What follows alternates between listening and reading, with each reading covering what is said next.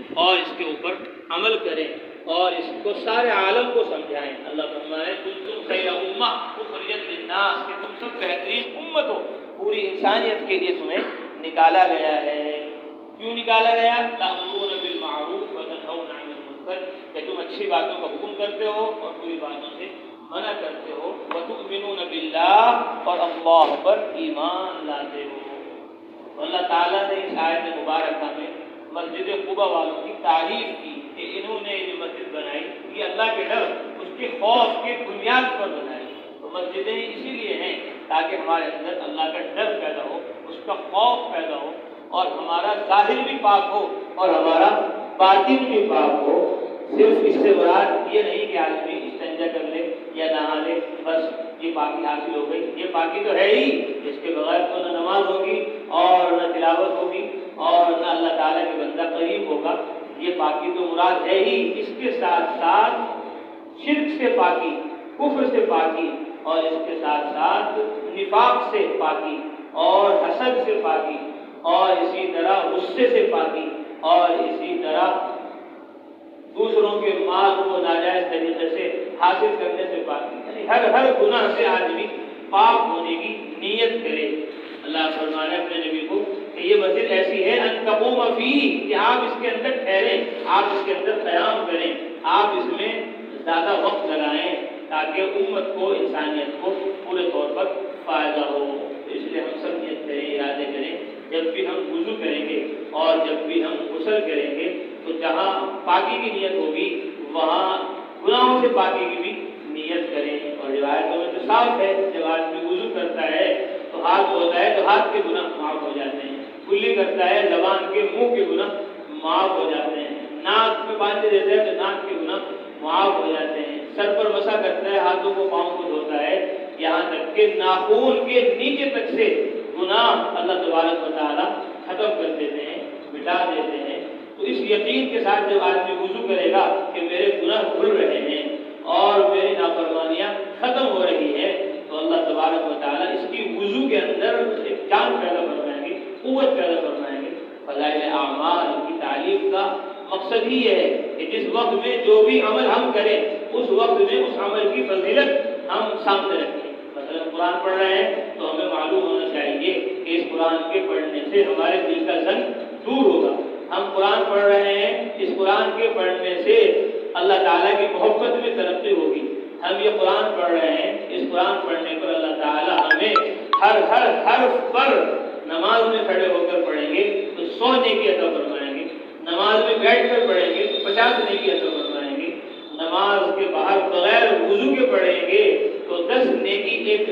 لفظ پر عطا فرمائیں گے، اور وضو کے ساتھ پڑھیں گے تو ایک لفظ پر اللہ تبارک و تعالیٰ 25 نیکی عطا فرمائیں گے۔ اب انسان باوضو ہو کر پڑھے گا کہ ہر لفظ پر 25 نیکی مل رہی ہے، فضیلت کا جب استحضار ہوگا تو اب قرآن پڑھنے میں آدمی کا دل لگے گا، نماز پڑھنے میں دل لگے گا۔ اس لیے مولانا الیاس صاحب رحمۃ اللہ علیہ فرماتے تھے جب مسجد میں آؤ نماز کے لیے تو تھوڑی دیر بیٹھ جاؤ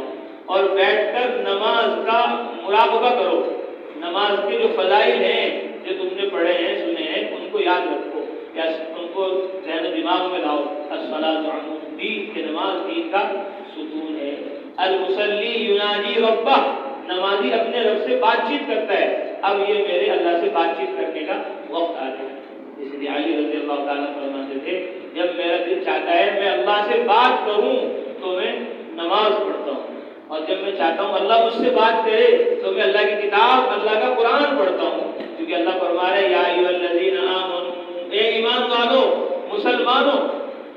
فرمایا جب بھی قرآن میں ایمان والوں پڑھو سنو تو متوجہ ہو جاؤ کہ اللہ تعالیٰ تم سے براہ راست خطاب فرما رہے ہیں۔ جیسے کسی کو کوئی ہے شکیل کلیم جمیل، وہ ایک دم متوجہ ہو جائے گا کہ یہ مجھے بلا رہا ہے، تو اسی طرح تم متوجہ ہو جاؤ کہ اللہ تمہیں کہہ رہے ہیں یا ایھا الذین آمنوا، اے وہ لوگ جو ایمان لائے، اذکروا اللہ ذکرا کثیرا، اللہ تبارک و تعالیٰ کا ذکر کثرت سے کیا کرو، اللہ تعالیٰ کا نام خوب لیا کرو، وسبحوہ بکرۃ واصیلا، اور صبح اور شام اس کی پاکی بیان کیا کرو، صبح اور شام خاص طور پر اللہ کا ذکر کی اللہ کے یہاں محبوب ہے، پسندیدہ ہے۔ اللہ کے نبی نے فرمایا، اللہ فرماتے ہیں خود یا ابن آدم، او آدم کے بچے،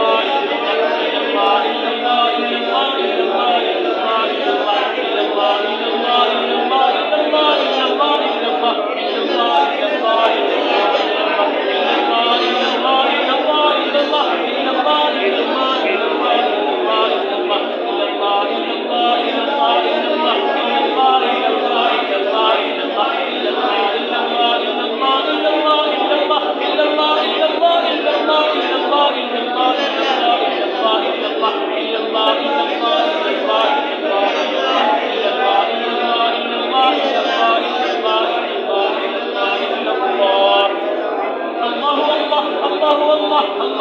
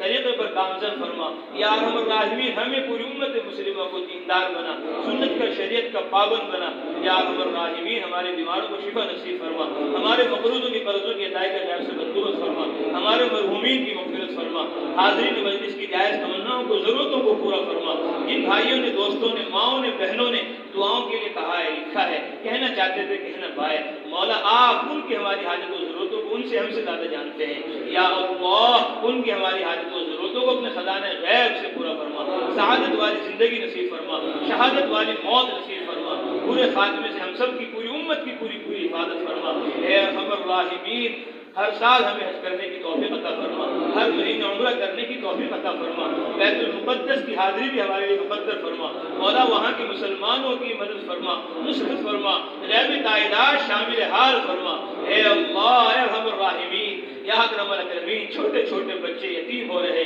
یا ارحم الراحمین عورتیں بیوہ ہو رہی، گھر سے بے گھر ہو رہے، اے اللہ ان کی مدد فرما، اے اللہ ان کی نصرت فرما، اپنی غیبی تائیدات شامل حال فرما، ظالم و مجرموں کو ہدایت عطا فرما، اگر ان کی قسمت میں ہدایت نہیں ہے انہیں چن چن کر ہلاک فرما، زیر و زبر فرما، نیست و نابود فرما۔ اے اللہ جیسے آپ نے فرعون کو، شداد کو، حامان کو اے اللہ زیر و زبر کیا، آج کے فرعونوں کو بھی پکڑ لیجئے، آج کے شدادوں کو بھی پکڑ لیجئے، آج کے حامانوں کو بھی اے اللہ اپنی گرفت میں لے لیجئے۔ یا ارحم الراحمین مسلمانوں کو، ایمان والوں کو پورے عالم میں غلبہ عطا فرما، پورے عالم میں ایمان کو، اسلام کو زندہ فرما، سنت اور شریعت کو زندہ فرما۔ مولا ہم نے جو مانگا وہ بھی عطا فرما، جو مانگنے سے رہ گیا وہ بھی عطا فرما۔ علم کی، علماء کی محبت ہمارے دلوں میں پیدا فرما، ذکر کی، ذاکرین کی محبت ہمارے دلوں میں پیدا فرما، تبلیغ کی، مبلغین کی محبت ہمارے دلوں میں پیدا فرما۔ ہمیں پوری امت مسلمہ کو جہنم سے نجات عطا فرما، ہمیں پوری امت مسلمہ کو جنت الفردوس میں داخل فرما۔ ہم نے جو مانگا وہ بھی عطا فرما، جو مانگنے سے رہ گیا وہ بھی عطا فرما۔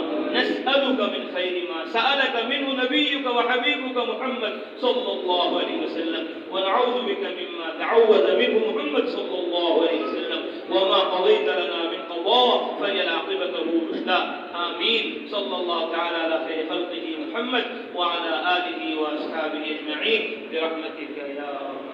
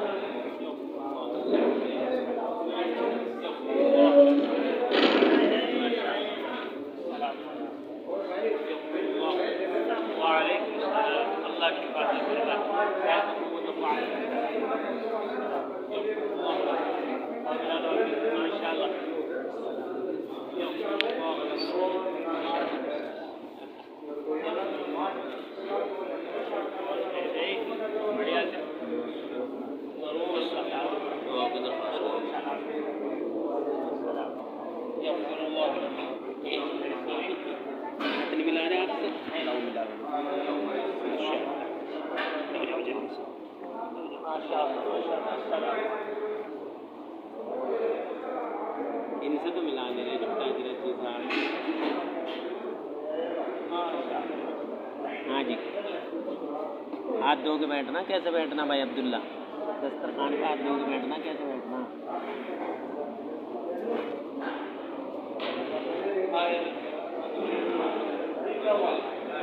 اندر آ جاؤ جو رہ گئے اندر آ جاؤ